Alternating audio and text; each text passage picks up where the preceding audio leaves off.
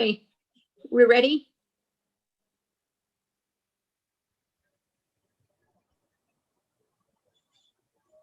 Ready?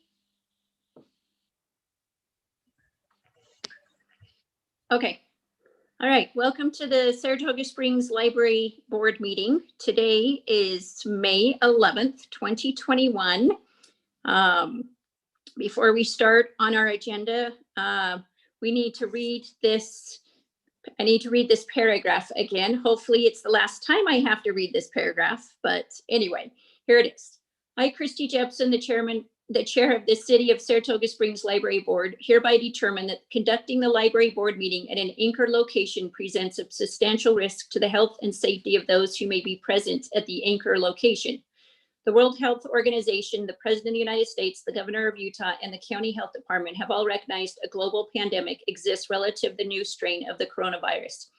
Due to the state of emergency caused by the global pandemic, I find that conducting a meeting at an anchor location under the current state of public health emergency constitutes a substantial risk to the health and safety of those who may be present at the location. This written declaration expires 30 days from the date signed. Okay, so hopefully in July, we don't need to read that anymore. Okay, we'll go on to roll call. So I only see Melissa on my screen, so let me see if I can scroll over and see. Okay, if we can just say our names, that would be great. Brandy Miners. Joy Bratton. Is that all we have? Does anybody else see anybody else on? That's all I see. There's no one else logged in at the moment. Okay. Okay.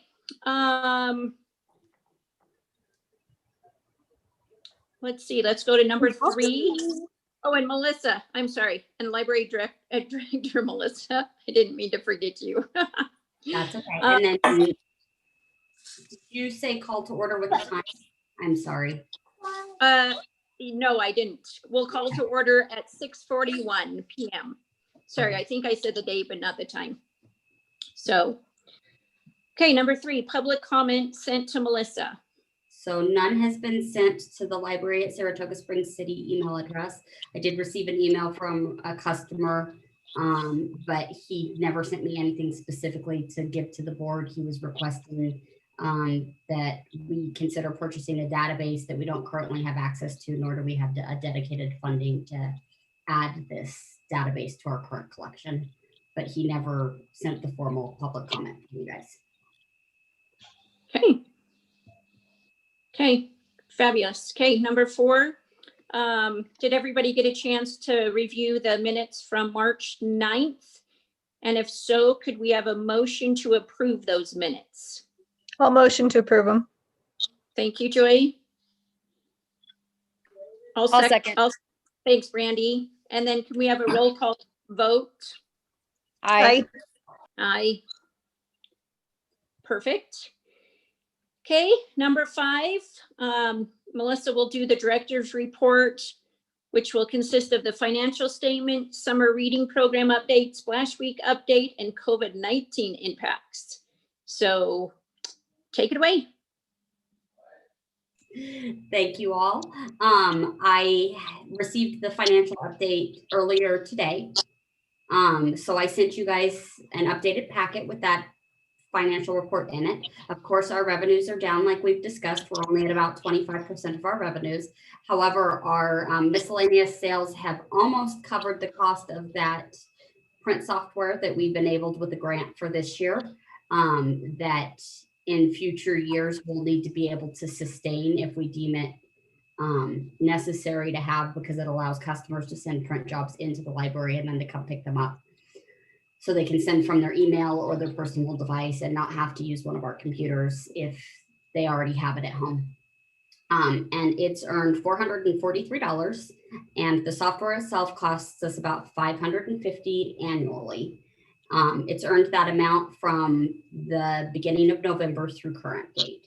So that was in about 6 months. So we're looking at, we would have enough revenues to be able to continue the purchase if revenues continue the way they are currently at. we're looking at about $900 to $1,000 in revenues from that software specifically. The salaries and wages are right on track like they're supposed to be. The employee benefits, computers and maintenance, we've not spent all of the funding, but we had allocated some more there so that we purchased replacement Chromebooks for us restarting our programming in person this fall and circulating the other Chromebooks. The other Chromebooks are currently with our IT person for the city as he establishes setting up those to wipe themselves clean between each user through the Chrome Enterprise Management System. Our education and training was, of course, expended earlier this year as we put staff to use as they trained during the beginning of COVID and attended some various online workshops. Office supplies is over budget, but that's pretty normal for us. We outfitted that additional workspace with COVID, which was a significant expenditure for us. We don't usually have to buy furniture or bookshelves and things like that, and we had to purchase those things. Professional and contract has been spent, of course. Book purchases is over budget, but we always go over budget on books and take that from salary savings.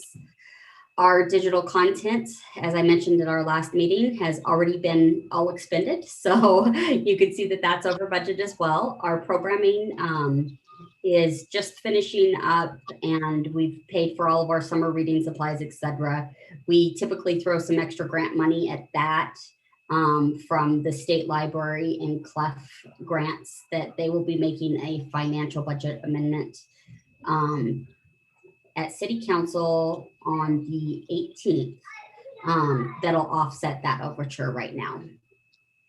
We just have to wait for the amendment to go through. And then the grant expenditures, of course, we have to wait for that amendment to finish going through too, and it'll cover those expenses as well. That is our financial update. Any questions specifically on that at the moment? Okay. Summer reading program update. Taffy has been hard at work since January, maybe even a little before then, on starting to plan the summer reading program stuff. She has programs for all of the age groups that we've normally had. So the 0 to 3, the 4 to 12 teens, and then adults / teens, because there are some teens that would prefer to participate in the adult program, and we're not going to exclude them from that if that's the option that they choose to pursue. All of that information will kick off and start on June 1st. We hope to have more information on the website over that weekend. They'll be able to print the logs again from home if they don't want to come in to pick them up, or they can come into the library to pick them up or use the drive-up service. Any of those 3 options will be available to them. And she's really excited about this year's theme of Tales and Tales. And that segues right into our Splash Week updates. The good news, we no longer have to require registration for our Splash Night at Neptune Park on that Tuesday. Jill has arranged and is covering that day's activities for us, but Scales and Tales is coming out and doing 2 shows, one in the morning and one in the evening. The evening show will also have food trucks there. And initially with COVID managing the event, they had registration caps on. However, the state made announcements last week or 2 weeks ago, I can't remember exactly which, that allowed us to lift registration and anyone can attend that event. So we will be hopefully making more people happy by not having to limit attendance.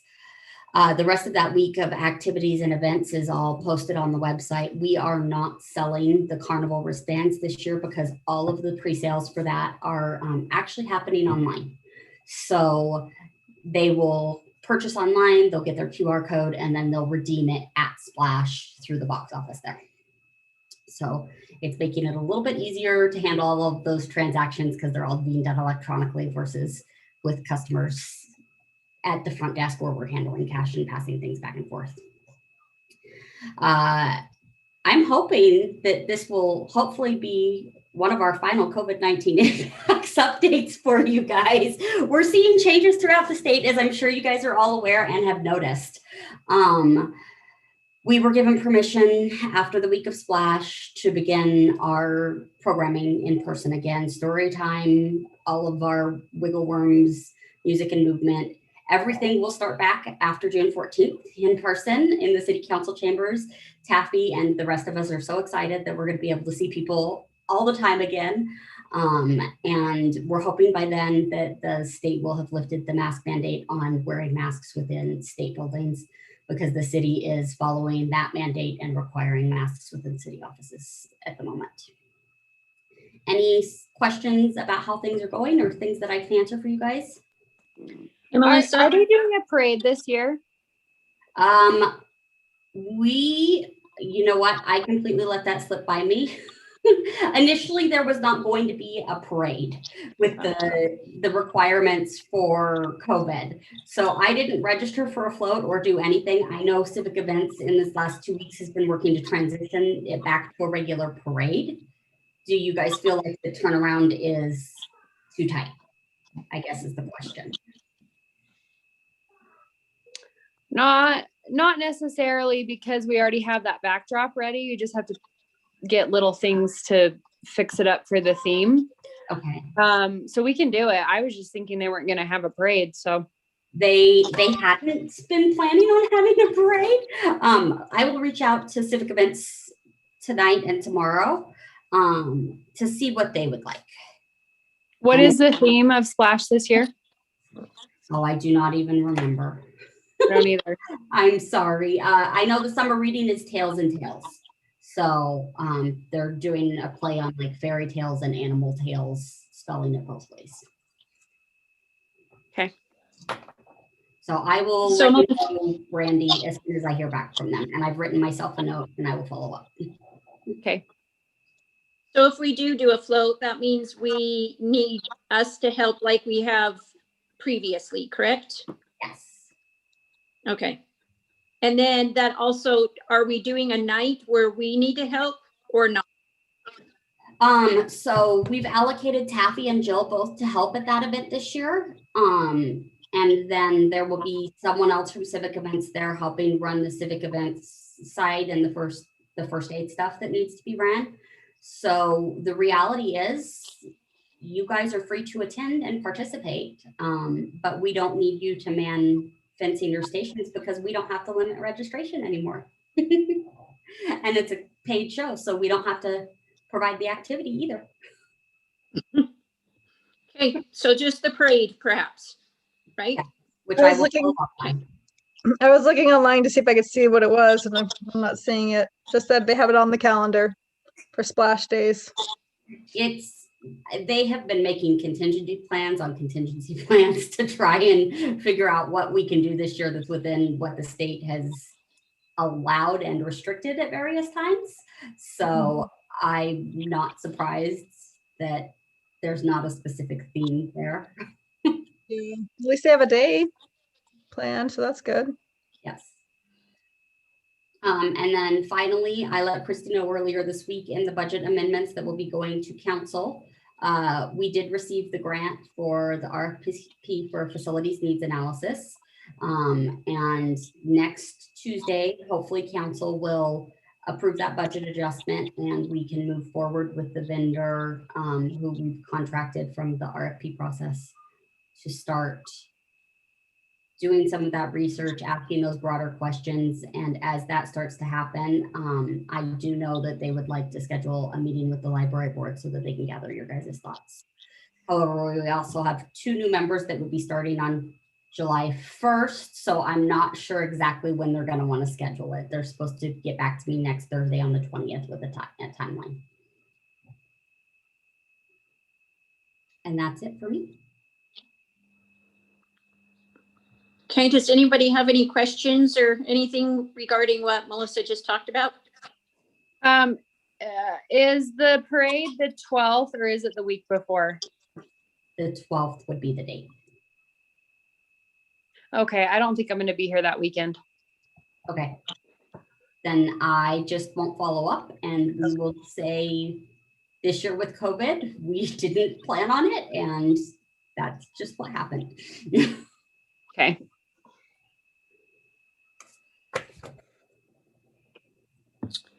Okay, if we don't have anything else, our announcements, our next meeting perhaps, maybe not, July 13th. We'll see. Look, just maybe watch your email. That might change or it might not change. Right, Melissa? Yes, I have to work it into the calendar and find out spacing in the building. It's a night of city council, but Christy has a prior commitment on the 13th. So we were hoping to be able to move the meeting to the evening of July 20th. But I have to make sure the space is available for us to be able to move it to meet in person. Because that's our yearly review. If you guys remember, that's one of our longer, like an hour meetings.